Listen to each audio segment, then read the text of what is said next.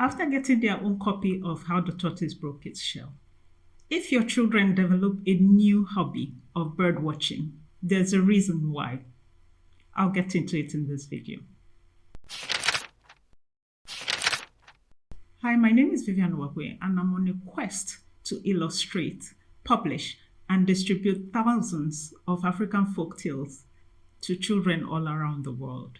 Now let's discuss the bird characters in How the Tortoise Broke Its Shell.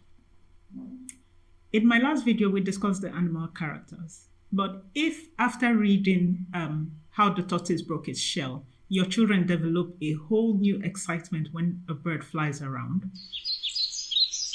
then there's a reason. Every single bird character in How the Tortoise Broke Its Shell was designed with intention. There was a lot of thought put into it. So not only are the characters entertaining and appealing, they are designed to teach children a little bit about the birds in the story. Three main birds that feature in the book. One is the vulture, two is the falcon, and three is the eagle. We'll discuss each one of them separately. For all the characters, even their names were very, very intentional. All the characters were designed to help children recognize these birds by color, by features, by shape, and they were actually designed proportionally in relation to each other and in relation to the tortoise. Now, a rewind. When I started my art journey, which I discussed in this video, I started with realism, and realism depicts things as they are. But I got very bored with realism, and my illustration journey opened me to a new way of expressing myself. When I decided to tell the story, the three birds needed research. There was a challenge for me to make these birds as real as possible while striking a balance between them being appealing to children. So essentially, I had to study these birds and cartoonize them so that children would love them in the storybooks and then also recognize them in real life. For the first bird, the vulture is not a very appealing bird in real life. I grew up in the northern part of Nigeria, and seeing vultures was like an everyday thing, not now here where I live in the south. Depicting such a bird to be appealing needed some work, and I had to stylize parts of it. I had to make some features look softer, and in the story, the vulture is a friend to the tortoise, so it needed to be appealing to the children who were reading it. With its little glasses, a little bit of pink in it, and with the environment where it's set, it looks more appealing, it looks more inviting than what a vulture would actually look like in real life. The second bird is the falcon. The falcon is, and the hawk, birds of that family are birds of prey. So how was I going to make it appealing to children? There are, even if you go to YouTube, videos of falcon attacks are a real thing. We needed to make it appealing to children.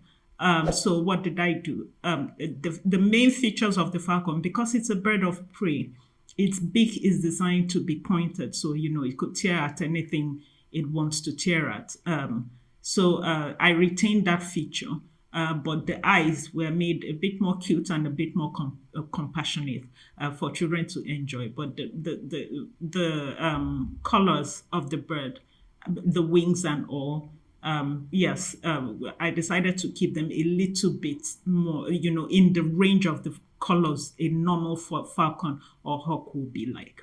Now to the eagle, Ugo. He plays a major role towards the end of the story.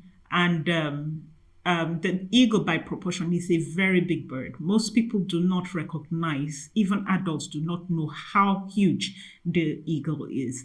And it was important for me to keep that proportion the same throughout the story. So it had to look intimidating. It had to be a bird to be revered, I made sure I kept the proportion. The colors, usually distinct, 3 colors distinctively, black, and then the white around the head for some species of eagles, and then the yellow beak. You can't miss the yellow beak. And we kept it that way. But he had to be fierce. He had to be stern. I'm not going to spill. Get yourself a copy of the book, or get your children a copy of the book.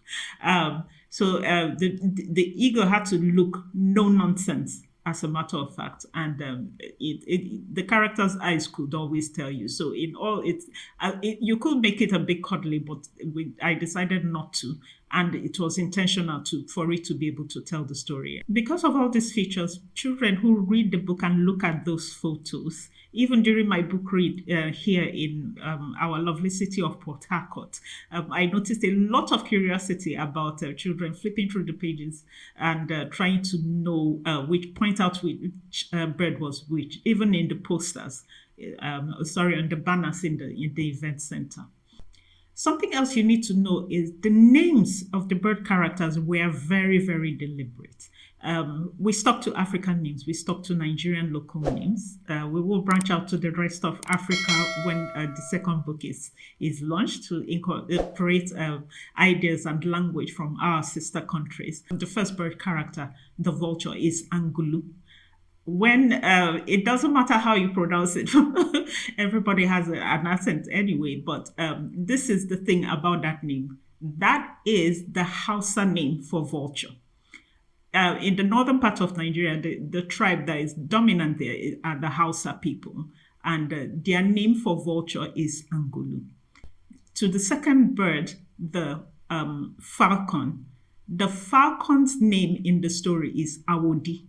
When you come to the west of Nigeria, you find the Yoruba tribe. The Yoruba name for falcon is Awodi.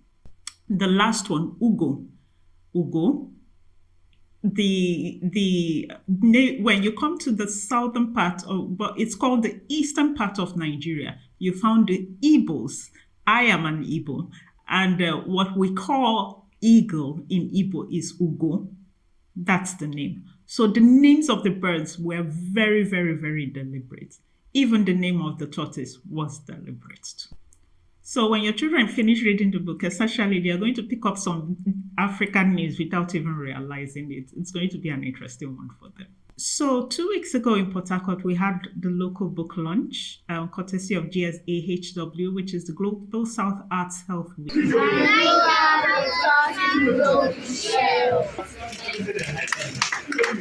I know how the tortoise broke its shell. And it was an opportunity to get the first set of children in the world to actually know how the tortoise broke its shell. So I'm asking you, do your children know how the tortoise broke its shell? If they don't, they're missing out. So on Saturday, the 14th of October, it's book launch day. So the free book will be available to download from wherever in the world you live in, from Amazon. Do get ready, download it and read it with your kids. Enjoy it and let me have the feedback your kids give in the review. It's an interesting read. You won't regret it. Do me a favor, please review the book. That's even more important than downloading. Do review it. And the reason why you should make that extra effort to review, it's to help children all over the world get to know of this book, as well as to help you, the author, because there are more books coming in store. So if I get your reviews, I'll know what to incorporate in the next books to keep you great. It's not too late. So this is, the last call for book launch, www.vivianuwakwe.com/book launch. It's really that simple. So I'll be expecting you to join, and so you can get a free copy. A week after free e-copy day, is the paperback will be live and available on Amazon. For all those people who live in Nigeria, on that same day, the link to buy your own copy in Jumia will be there. So this is the book, and this is the activity book. So while you get the storybook for your kids, they also get the pleasure of coloring the book. You need to see the feedback. I will start putting up some reviews from parents when their children are able to do this. It's so exciting to pair the two and get it. And I encourage you highly to do the same. So in the next episode, I'll be still discussing the journey of self-publishing, how the tortoise broke its shell. I will be discussing my challenges self-publishing a children's book in Nigeria.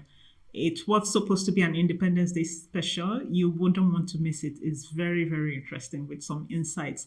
It's not only interesting for if you intend to self-publish your own children's book, but if you run a business, you will find that episode very interesting. So until then, please like this video.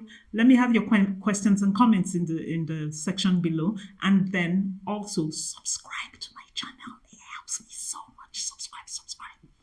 Thank you. Subscribe.